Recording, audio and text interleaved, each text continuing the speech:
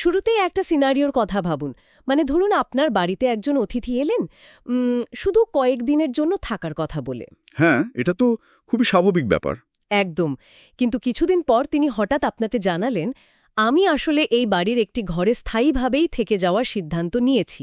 ও আচ্ছা, তখন তো বাড়ির মালিক হিসেবে যে কারোর মনে একটু সন্দেহ জাগবে। ঠিক তাই। আর আজকের এই বিস্তৃত বিশ্লেষণে আমরা ঠিক এমনই একটি বিষয় নিয়ে কথা বলবো। আমাদের আজকের সোর্সগুলোর মধ্যে রয়েছে USCIS এর মে 2026 সালের একটি অত্যন্ত গুরুত্বপূর্ণ পলিসি মেমো। মেমো নম্বরটা সম্ভবত PM602019, তাই না? হ্যাঁ, ঠিক ধরেছেন। সাথে থাকছে ন্যাশনাল অ্যাওয়ার্ড বিজয়ী immigration law firm MRI Chowdhury and অ্যাসোসিয়েটসের কিছু লিগ্যাল গাইডলাইন। আমাদের আজকের মিশন হল ইউএসের ভেতরে বসে স্ট্যাটাস পরিবর্তন করে গ্রিন কার্ড পাওয়ার যে প্রচলিত ধারণা, সেটা কেন এখন একটি অসাধারণ সুবিধা বা এক্সট্রা অর্ডিনারি রিলিফ হিসাবে দেখা হচ্ছে তা বোঝা। আসলে এই স্থায়ীভাবে থাকার ইচ্ছাটিকে লজিক্যালি বোঝা খুব দরকার। অনেকেই তো মনে করেন যুক্তরাষ্ট্রের ভেতরে বসে স্ট্যাটাস পরিবর্তন করা, মানে যাকে লিগ্যাল ভাষায় অ্যাডজাস্টমেন্ট অফ স্ট্যাটাস বা AOS বলে, সেটি বুঝি একটি অধিকার। মানে সব যোগ্যতা পূরণ করলে গ্রিন কার্ড পাওয়া যাবে, এমনটাই তো সবাই ভাবে। হ্যাঁ, কিন্তু এই মেমোটি পুরো আইনি দৃশ্যপট পাল্টে দিচ্ছে। এটি স্পষ্ট করছে যে এটি কোনো অধিকার নয়, এটি সম্পূর্ণভাবে একটি ডিসক্রিশনারি বেনিফিট বা বিবেচনামূলক সুবিধা। তার মানে ব্যাপারটা এমন যে কেউ নিউ ইয়র্কে নিজের ড্রয়িং রুমে বসে আরাম করে স্ট্যাটাস পরিবর্তনের আবেদন করছেন, কিন্তু অফিসার চাইলে সব যোগ্যতা থাকার পরেও তার আবেদন বাতিল করে দিতে পারেন। একদম ঠিক। কারণ পলিসি অনুযায়ী সাধারণ প্রক্রিয়া বা অর্ডিনারি রুট হল যুক্তরাষ্ট্রের বাইরে থেকে আসা। যেমন ধরুন ঢাকার US অ্যাম্বাসি থেকে আনুষ্ঠানিক ইন্টারভিউ দিয়ে ইমিগ্রেন্ট ভিসা নিয়ে আসা। আচ্ছা, তার মানে ভেতরের এই স্ট্যাটাস পরিবর্তনের প্রক্রিয়াটা কেবলই একটা বিশেষ ছাড়। হ্যাঁ, নিখুঁত একটি তুলনা। অফিসারকে এখন লজিক দিয়ে কনভিন্স করতে হবে যে আবেদনকারী আসলেই এই বিশেষ ছাড়ের যোগ্য। কিন্তু এখানে তো একটা আইনি খটকা লাগে। ধরুন কেউ স্টুডেন্ট বা ভিজিটর ভিসা যুক্তরাষ্ট্রে ঢোকার পর আসলেই তার মন পরিবর্তন হলো। মানুষের তো মত বদলাতেই পারে, তাই না? ঠিক সেটাই। পরিস্থিতি তো বদলাতে পারে। তার মানে কি তার আবেদন স্বয়ংক্রিয়ভাবেই বাতিল হয়ে যাবে? না, স্বয়ংক্রিয়ভাবে বাতিল হবে না। তবে এখানে টোটালিটি অফ সার্কামস্ট্যান্সেস বা সামগ্রিক পরিস্থিতির বিষয়টি আসে। অফিসাররা আসলে দেখেন প্রিকনসিভড ইন্টেন্ট বা পূর্ব নির্ধারিত কোনো উদ্দেশ্য ছিল কি না। পূর্ব নির্ধারিত উদ্দেশ্য বলতে ঠিক কি বোঝানো হচ্ছে এখানে? এর মেকানিক্সটা খেয়াল করুন। কেউ যখন একটি অস্থায়ী ভিসা নিয়ে ঢোকেন, তখন তিনি একরকম প্রতিজ্ঞা করেছিলেন যে কাজ শেষ হলে ফিরে যাবেন।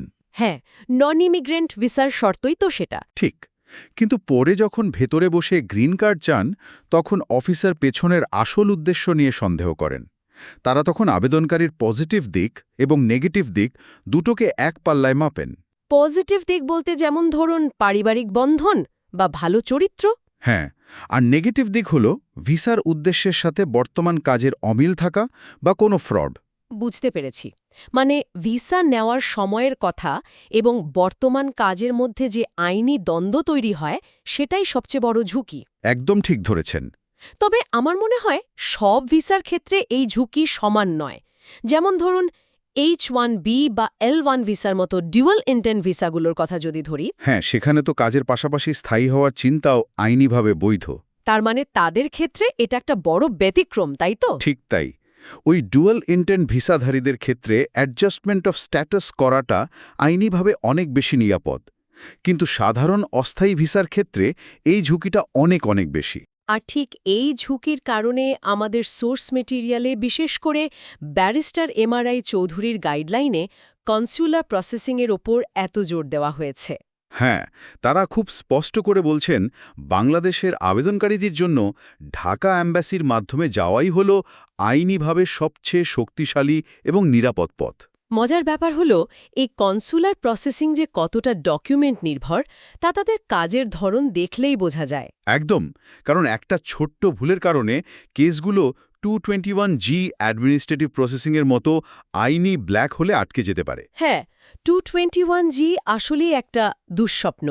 যেমন ধরুন I-864 ফর্ম। এটি তো শুধু একটা কাগজ নয়, বরং সরকারের কাছে একটি কঠোর আর্থিক চুক্তি। ঠিক, যা প্রমাণ করে যে ওই ব্যক্তি সরকারের উপর নির্ভরশীল হবেন না। আর এই কারণেই প্রফেশনাল দিক নির্দেশনা এত জরুরি। একদম। আর এমআরআই চৌধুরী অ্যান্ড অ্যাসোসিয়েটস তো এই বিষয়েই কাজ করে। ন্যাশনাল ভিসা সেন্টার বা এনভিসির কাজ শেষ করা থেকে শুরু করে DS-260 ফর্মের নিখুঁত পূরণ সবকিছুতেই তারা হেল্প করে। হ্যাঁ, সিভিল ডকুমেন্টস গোছানো, এমনকি ঢাকা অ্যাম্বাসিতে ইন্টারভিউয়ের প্রস্তুতি, এই প্রতিটি ধাপে সূক্ষ্ম আইনি নজরদারি লাগে।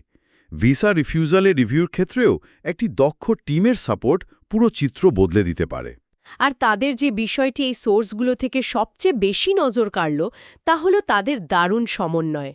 মানে ইউএস আর ঢাকা অফিসের কোঅর্ডিনেশনের কথা বলছেন তো? হ্যাঁ, তাদের কার্যক্রম শুধু যুক্তরাষ্ট্রেই সীমাবদ্ধ নয়, বরং ঢাকা এবং যুক্তরাষ্ট্র উভয় অফিস থেকে তারা পিটিশনার এবং আবেদনকারীর মধ্যে একটা নিরবিচ্ছিন্ন যোগাযোগ তৈরি করেন। এটা আসলে খুব উপকারী একটা সার্ভিস। যারা এই জটিল আইনি প্রক্রিয়া নিয়ে আরও গভীরে জানতে চান তারা তাদের ওয়েবসাইট mrichaudhury.com-এ গিয়ে দেখতে পারেন। তাদের ঢাকা অফিসের নম্বর হল 01841212226। আর ইউএস অফিসের নম্বরটা হলো 4693402515। হ্যাঁ, তবে নম্বরগুলো তাদের ওয়েবসাইটেই খুব সহজে পাওয়া যাবে, তাই মুখস্থ করার দরকার নেই। তো আমাদের আজকের পুরো আলোচনার মূল কথা হলো, স্ট্যাটাস অ্যাডজাস্টমেন্ট এখন আর কোনো গ্যারেন্টি নয়, এটি কেবলই একটি বিশেষ সুবিধা। তার মানে ঝুঁকি না নিয়ে সঠিক আইনি রণকৌশল নির্ধারণ করে কনস্যুলার প্রসেসিংয়ের সাধারণ পথে হাঁটাই সবচেয়ে বুদ্ধিমানের কাজ। একদম, আইনি ঝামেলা এড়াতে এর কোনো বিকল্প নেই। চমৎকার একটি সারাংশ। আলোচনার শুরুতে ওই যে বাড়ির অতিথির কথা বলছিলাম, বাড়ির মালিক কিন্তু এখন প্রতিটি অতিথিকে আতশকাচ দিয়ে দেখছেন। হ্যাঁ, পরিস্থিতি অনেকটাই বদলে গেছে। আর এই সতর্কতা থেকেই একটা প্রশ্ন মাথায় থেকে যায়, USCIS যদি এই সাধারণ প্রক্রিয়ার সংজ্ঞা নিয়ে এতই কঠোর হয়ে ওঠে, তবে ভবিষ্যতে ওই যে বৈধ ডুয়েল ইন্টেন্ট ভিসাধারীদের কথা বললাম, তাদের ক্ষেত্রেও এই বিবেচনামূলক ক্ষমতা আরও কড়াকড়িভাবে প্রয়োগ করা হতে পারে। এটা আসলে একটা বড় প্রশ্ন।